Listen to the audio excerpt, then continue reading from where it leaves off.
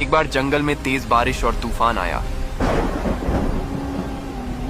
उस तूफान की वजह से नदी में 2 अंडे बहते हुए एक सूखी जगह पर आकर रुक गए।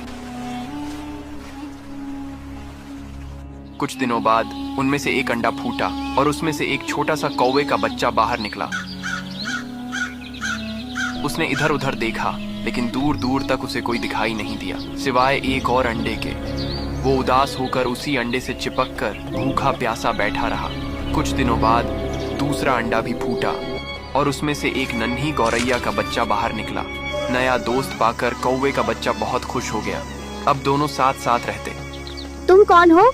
मैं एक प्रवासी हूँ। तुम यहीं से निकले हो? हाँ, इस अंडे से। वो पेड़ क्या है? वो एक बड़ा पेड़ है। चलो साथ में चलते हैं। हाँ, ये जगह अनोखी है। देखो पेड़ कितना बड़ा है। हमें वहाँ तक जाना है। दूर दूर तक पैदल चलकर खाना तलाशते और जैसे तैसे अपना पेट भरते। धीरे धीरे समय बीता और दोनों बड़े हो गए। एक दिन तेज गर्मी पड़ रही थी। गर्म रेतीली हवा चल रही थी। गौरैया को कहीं भी खाना और पानी नहीं मिला। वो भूख प्यास से बेहाल हो गई और वहीं जमीन पर बेहोश होकर गिर पड़ी।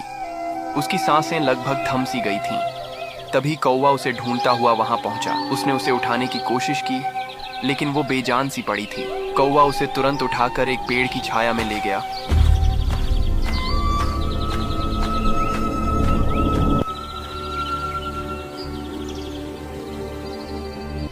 तू चिंता न कर, तुझे कुछ नहीं होगा।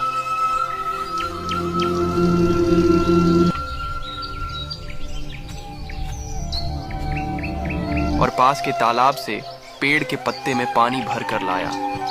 उसने धीरे धीरे पानी गौरैया के मुंह पर डाला। कुछ ही देर में गौरैया को होश आने लगा।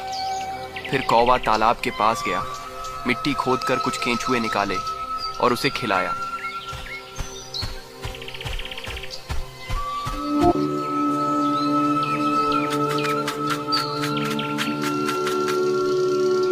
दोस्त, अगर आज तू न होता तो शायद मैं इस दुनिया में न होती। अरे पागल, दोस्त होते ही हैं मुसीबत में काम आने के लिए। उन दोनों का उनके सिवा कोई नहीं था। कौवा अपनी दोस्त गौरैया को बहुत मानता था। दोनों खुशी खुशी साथ रहने लगे। कई महीने गुजर गए। एक दिन गौरैया ने एक विशाल पेड़ के पास अपना नया घोंसला बनाया और खाना लेने चली गई। कौवा थोड़ा आलसी और चालाक था। वो गौरैया के नए घोंसले में रहने लगा। अरे वाह, कितना कमाल का घर बनाया है दोस्त गौरैया ने। मगर उसने बताया नहीं। ओह, लगता है सरप्राइज देना चाहती होगी। जब गौरैया वापस आई और उसने कौवे को अपने घोंसले में बैठा देखा तो वो गुस्से में भला बुरा कहने लगी। ये मेरा घोंसला है कौवे, बिना पूछे यहाँ रहने की हिम्मत कैसे हुई तुम्हारी?